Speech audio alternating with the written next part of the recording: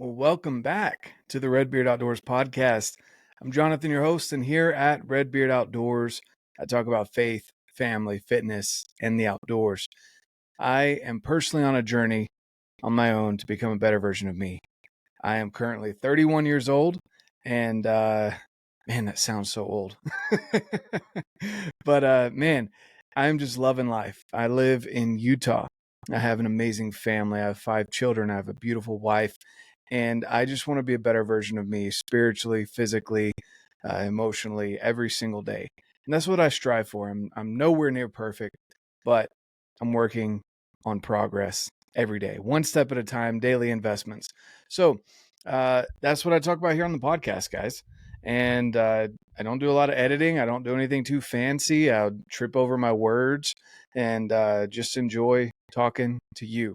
Thanks so much for tuning in. I really do appreciate it. If you're new here, just know that today being Tuesday, it's Tinkering Tuesday. Usually it's gear reviews, but I'm going to be throwing in some mindset or some storytelling as well, tinkering with your way of doing things, not just with gear. I love gear. I'm a gear nerd.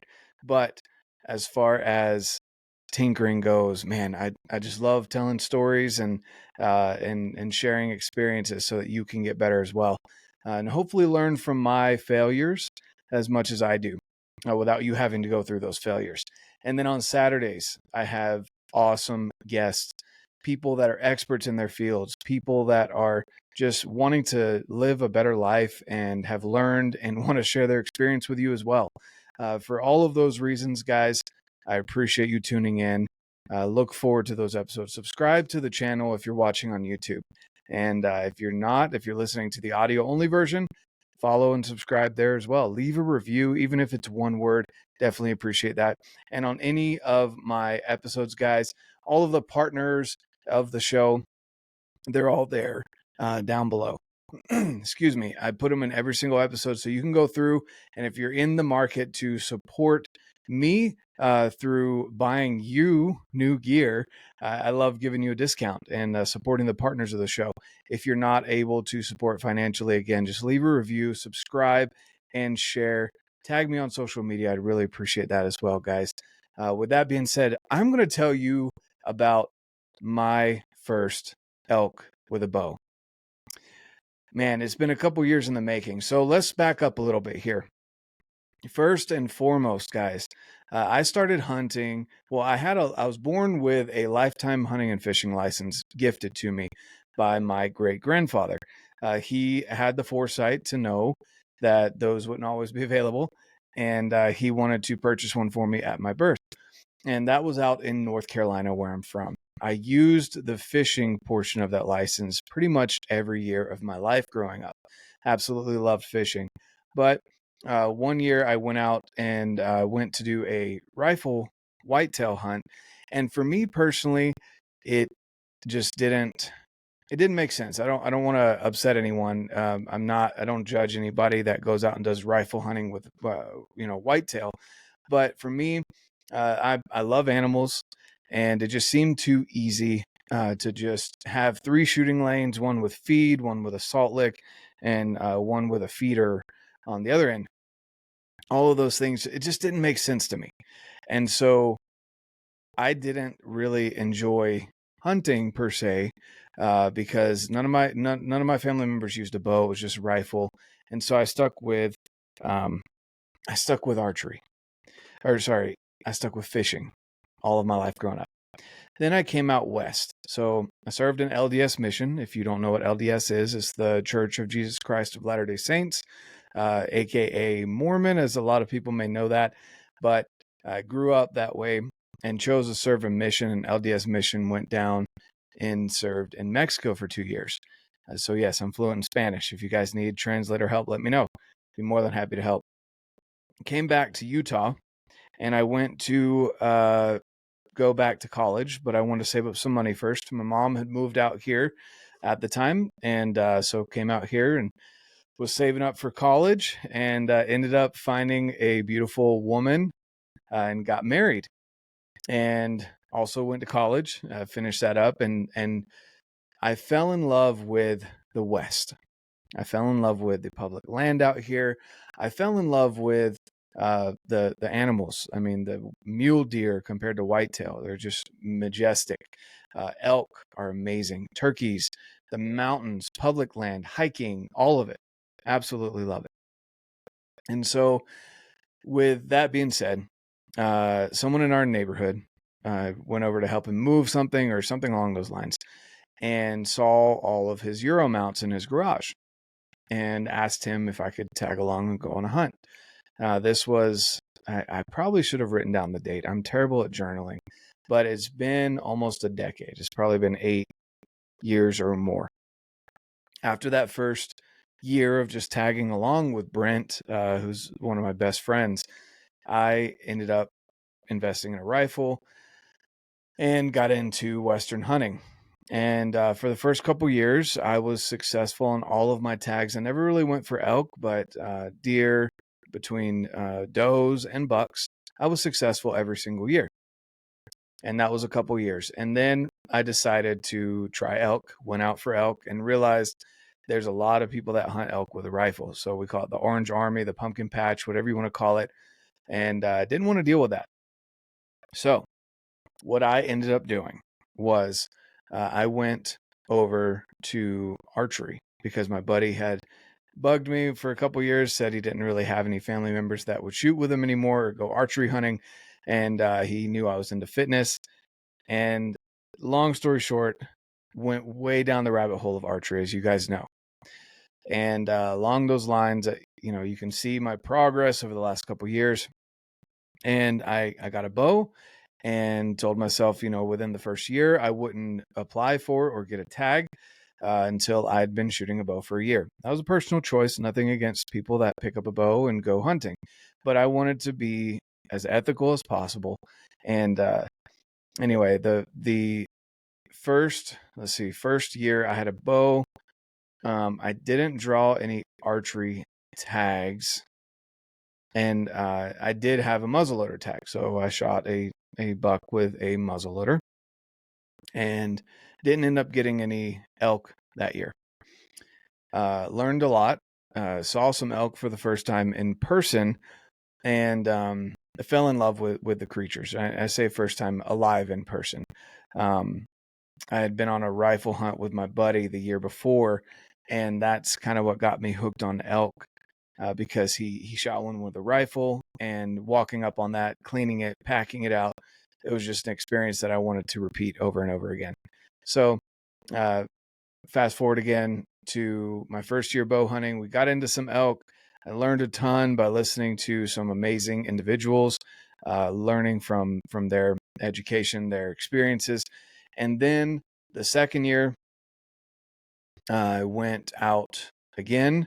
I'd gone to a couple camps and just soaked up as much knowledge as I could, became as proficient as possible with a bow, and set certain standards for myself that, I wouldn't shoot past X yardage, etc. And I had some good experiences, had some really good experiences, actually. And then so I'm just kind of fast forwarding through all this because in previous podcasts, I go over all of in detail those different elk seasons. But basically, my first 2 seasons, I was unsuccessful. And then this year. So this year was a little different. I've never hunted out of state for elk. And so I went we set up a hunt, me, and I went with the first Phorm guys. And I won't talk about necessarily the successes and failures of that portion of the hunt because that will be coming out on a video that I'm super excited to share with you guys. But we set up a hunt. We were going out to Colorado. A lot of the guys were coming out from the East Coast or Midwest and coming out here to hunt in kind of my stomping grounds, but in Colorado. So we had an amazing man in Colorado. His name is Joe. He's going to be coming on the podcast, who was very gracious and shared some knowledge of a unit that we ended up hunting. And so the first couple days of the hunt, we saw some amazing animals. the first Phorm guys weren't necessarily able to make it out there. I was able to get out there a little bit early because my drive was only 5.5, 6 hours ish. And so that first morning, I found a bull that was really awesome. I called him Hellboy. He had 4 main beams, it seemed like, from the spotting scope that came out forward and then curved back, just like Hellboy's horns. Or if you haven't seen Hellboy, go look it up. And that's what we named him. And he was like clockwork. The couple mornings that we saw him, he was up there with his 8 or 9 cows on this hillside, but it ended up being private, and he would not come off a private. So after a couple days of that, we decided to move areas. And I won't, again, go into those details because that'll come out in a later video. But long story short, we got into some really steep stuff. I actually had my release ripped out of my bino harness, which is super important, why you should have a backup release in your backpack at all times, even if you don't think you're going to lose it. I was not going back for that release. Definitely not with the crap that we were going through. So with that being said, let's see, we went through that area, had an amazing time. Again, I'm not going to go over the successes and failures of that particular event. Look forward to that video, guys. I'm really excited to share that with you. It was such a great adventure going out with Jake and Dale and AJ and Jake's family, Tristan, Joe. We just had a blast. Colorado is gorgeous, guys. It is beautiful. It is steep as all get out, but it is gorgeous. They had to leave Friday evening. And so with them leaving Friday evening, I decided to go back to the other portion of the unit that I knew had elk in it. And, well, that Friday night, get to the place where I was planning on hiking in, that trailhead was covered in a huge camp. And they just planted camp right there at the trailhead. So I knew I wasn't going to be going into that trail to do the glassing that I had planned on. So I looked for a plan B. And it got down to about 25 degrees that night. And I was really excited because usually when it gets cold like that, it's just going to be a good morning. You at least see movement in the animals. And so I got out of bed and I started glassing the hillsides and the mountainsides. And I saw some animals, lots of mule deer. Of course, the elk that were on private were still there, just like clockwork. It was a little frustrating. I wanted them to come off just up the drainage a little bit and they would have been on public. But, didn't spend much time watching them. And then went back, and of course, I found the tallest and furthest mountain in that portion of the unit. And I got a glimpse of a nice tan body. And those of you that have glassed for elk know what I'm talking about. It just stands out like a sore thumb. And I saw the body, and then I saw antler tips over the tree, and I could count what looked like at least 5, which in Colorado is legal to have at least 4 points or more on one side. And at least in the unit that I was hunting. And I said, well, I just kind of looked at it, and I looked down at the map, and I was like, I'm not even going to guess how far that is, because I know it's a couple miles, at least one way. And it's my last day here, last full day to hunt. So we're going to Hail Mary this, because I know there's an elk there, and you don't leave elk to find elk. So at least that's what the experts say, the people that are consistently successful. So make my trek over to the mountain, and I hike up. And of course, the thermals and the prevailing wind was almost overriding the thermals because it was just blustering uphill all morning and throughout the day. So I decided to go kind of around a side that even if my thermals made it all the way up the hill, they would kind of crest over the peak and not get to the elk.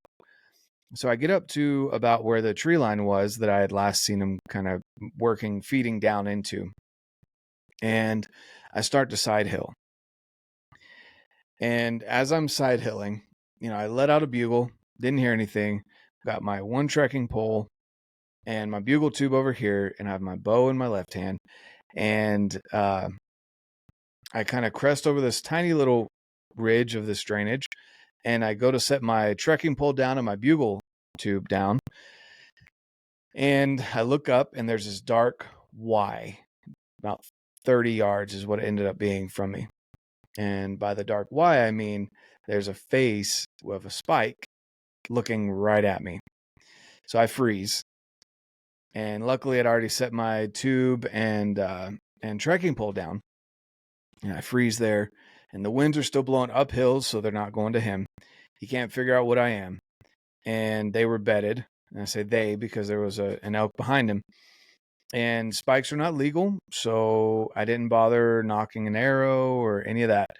And he stands up, kind of stretches, and starts to walk off. And then there was a bull that had stood up behind him, and I counted at least 4 points on one side. So I knew there was a legal bull there.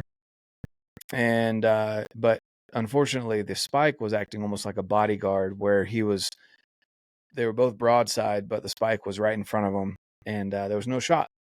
So I watched them stretch, yawn, etc. They didn't make much noise. They kind of walked off to about 70, 75 yards, and by then the brush was too thick. I was worried about hitting a branch, and I kind of watched them work their way slowly. They were still looking back at me, but they worked their way slowly down the drainage. And in my head, I was thinking, well, they're not spooked. The wind is blowing up, and they went down. So that's a good sign. And I'm just going to give them some time. And so I work my way to the peak of this mountain because I was pretty sure I'd seen at least 5 points on one side on this bull that I caught in the spotting scope. And so I was pretty sure that there was at least one other elk in here, at least one other bull. So I worked my way to the top, let out a couple bugles, some cow calls, no response. The wind is still whipping. Sit down and have some snacks and rehydrate. And then I work my way back down to the tree line. And when I get down to the tree line, I could see their path where they had worked their way down to the bedding. So at that point, I'm like, okay, well, maybe there were some other elk that I didn't see that had moved off, etc. All these things are going through my head. And prior to this, I had set a limit on myself that I felt comfortable with. The broadheads I was shooting that were in my quiver and my own personal ability. I felt comfortable shooting an elk at 70 yards as long as it was presented similar to a broadside. I'm not going to shoot a frontal at 70. I'm not going to shoot a quartering 2. That's probably one of the worst shots, in my opinion, that I would try not to shoot. And then, quartering away, etc. It has to be a good size target for me to shoot at 70. But that was my limit. And so I start working down the drainage a little bit.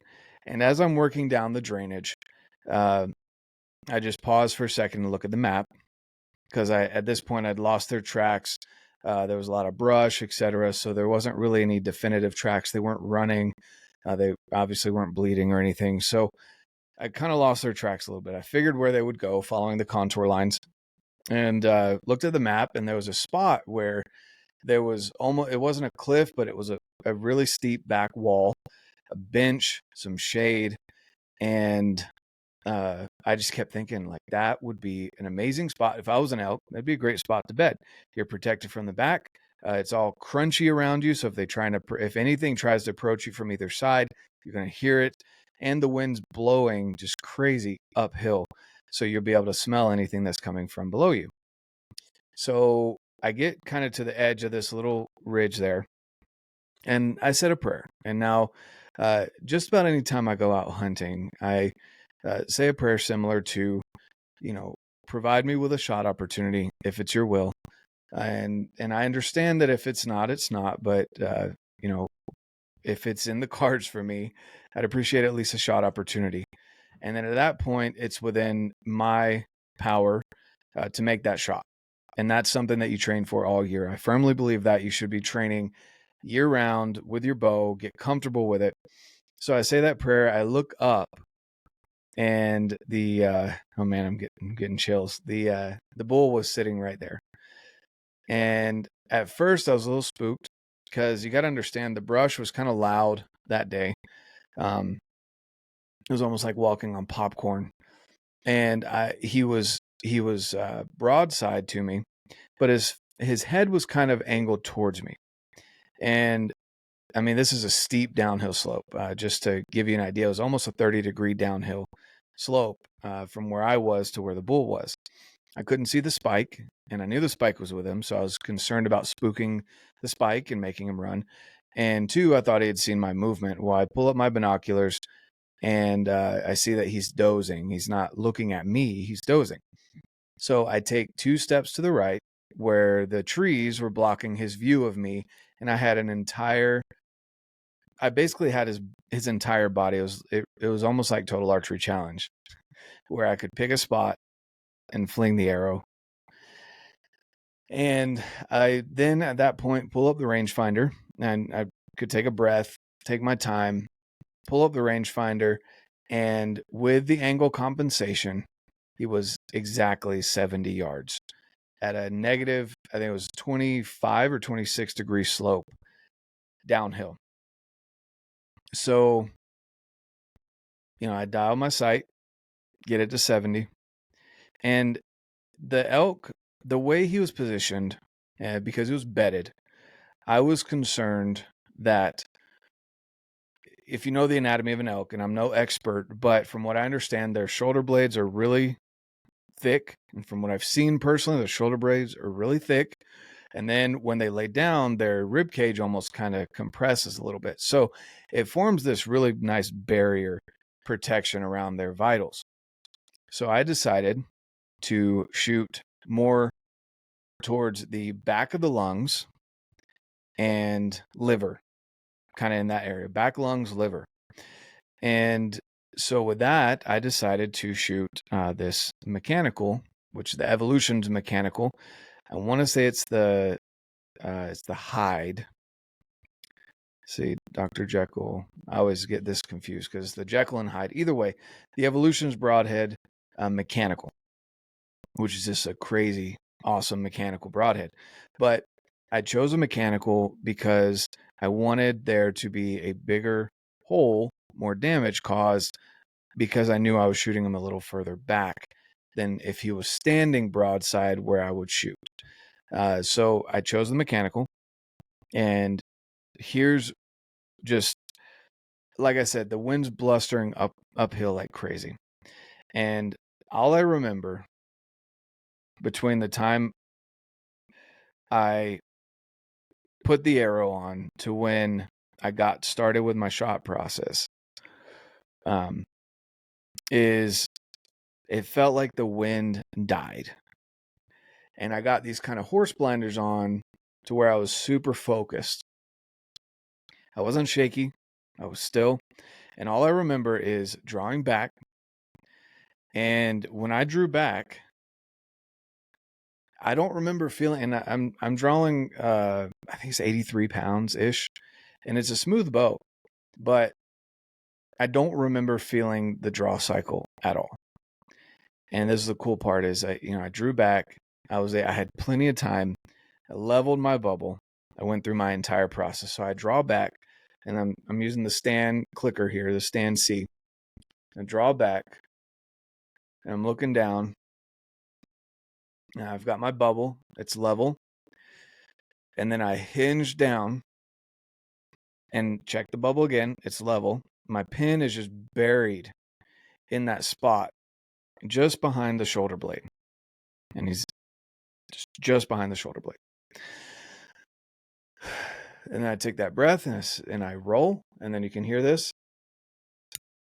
That little click right there, guys.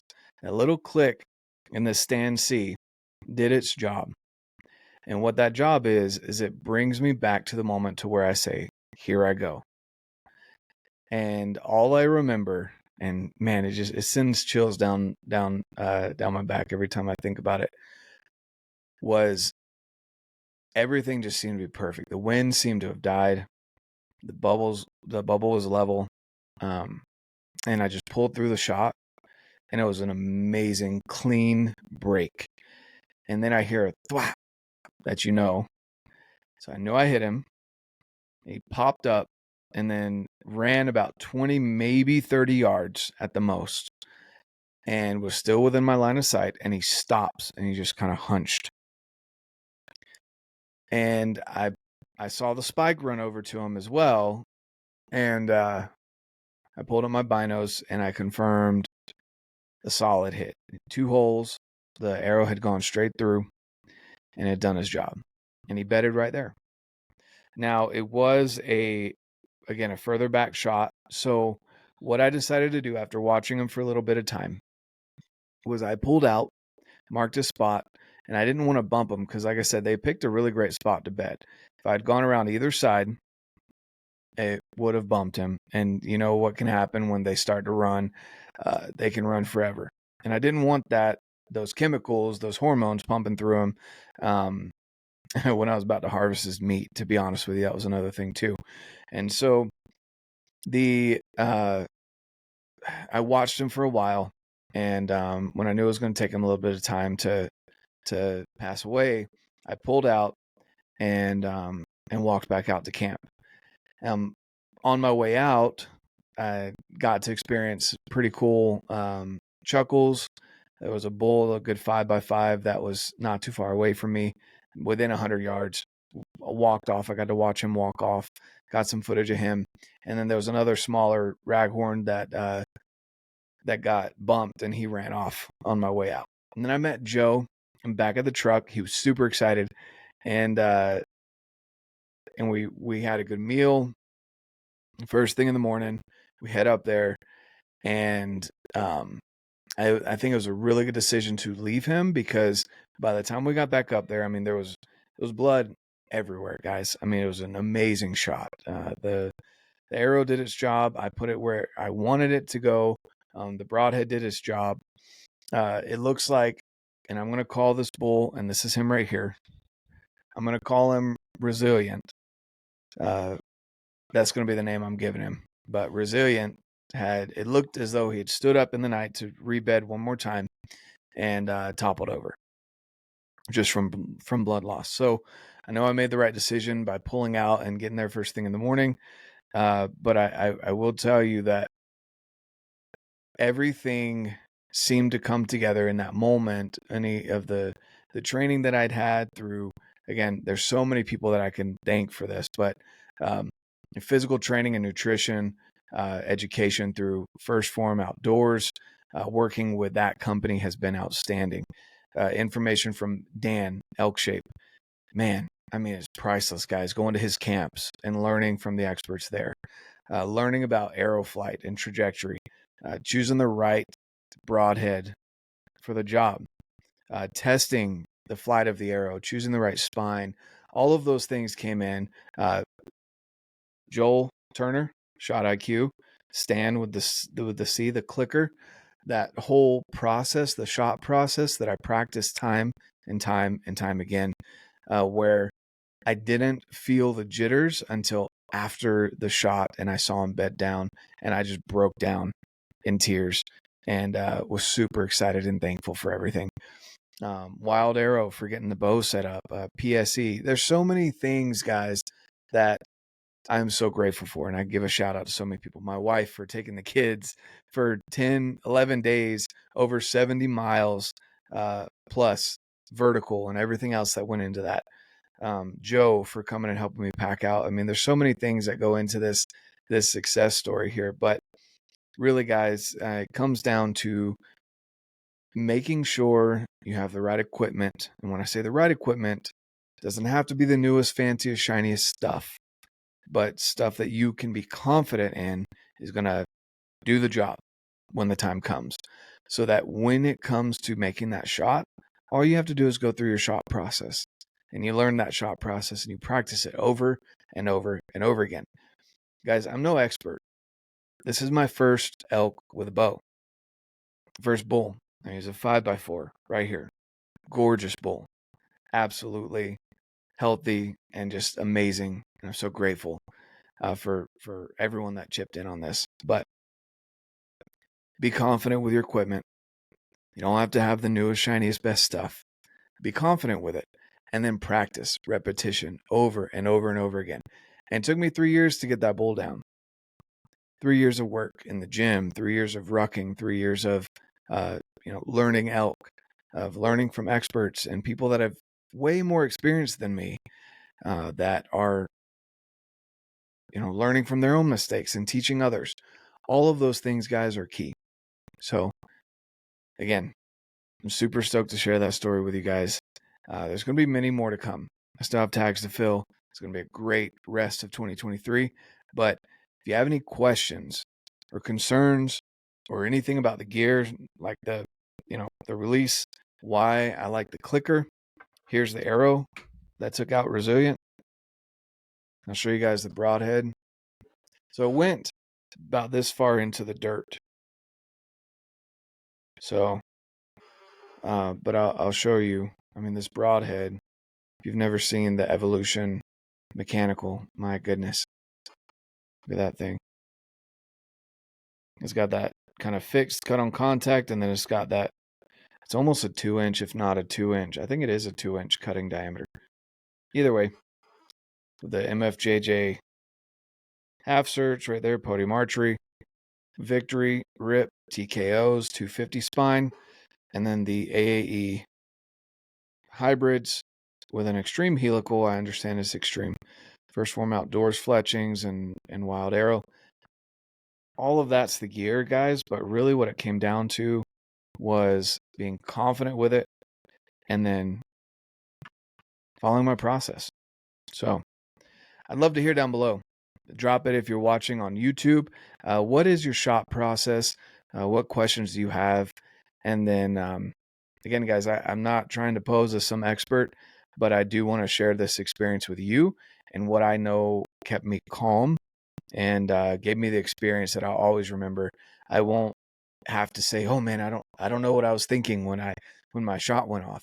I could walk you through every single moment of it, as clear as day to me, and I will always remember that with this guy right here. So, if you have any questions, drop them below. If you're listening on audio, shoot me an email. Again, leave a review.